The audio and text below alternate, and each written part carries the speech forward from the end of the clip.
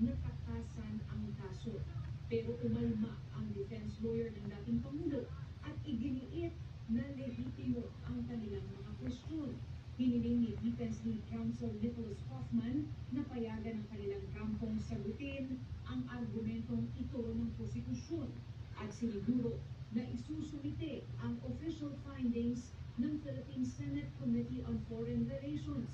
Ang komite ni Senador Amy Marcos na duminig sa umano'y iligal na pag-aresto sa dating Pangulo.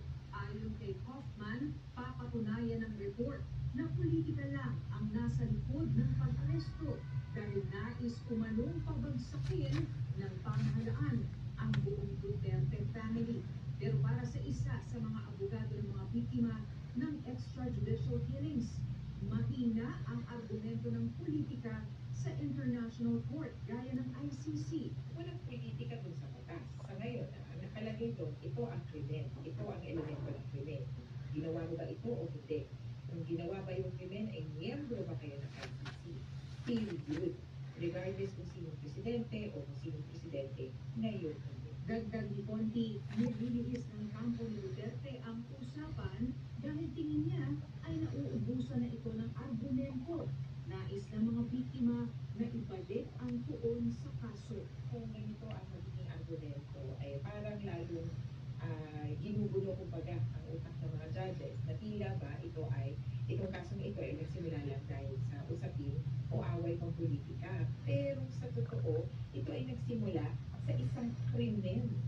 Krimen na ginawa ni Duterte di umano at patutunayan ng prosecution at ng mga biktima. Inaasahan namang mas matututukan na ng pre-trial chamber ang mga petisyon ng kampo ni dating Pangulong Duterte. Matapos ibasura ng ICC Plenary of Judges ang petisyong i-disqualify ang dalawang west ng pre-trial chamber na sina Judge Rain Adelaide Sofia Alapini Ganso at Maria del Socorro Flores Liera. Sa paliwanag na inilabas ng Plenary of Judges kahapon, sinabi nitong walang naipakitang matibay na ebidensya o basihan ang depensa sa alegasyon nitong hindi magiging patas ang dalawang huwes. Kaya mananatili ang mga huwes bilang miyembro ng pre-trial chamber na patuloy na didinig sa hiling para sa interim release ni Duterte at ang kwestiyon sa jurisdiction ng ICC. Ayon kay Conti, delikado na pinaghahalo ng depensa ang pansamantalang kalayaan sa inaasam na permanenteng kalayaan. Mga dahilan kung bakit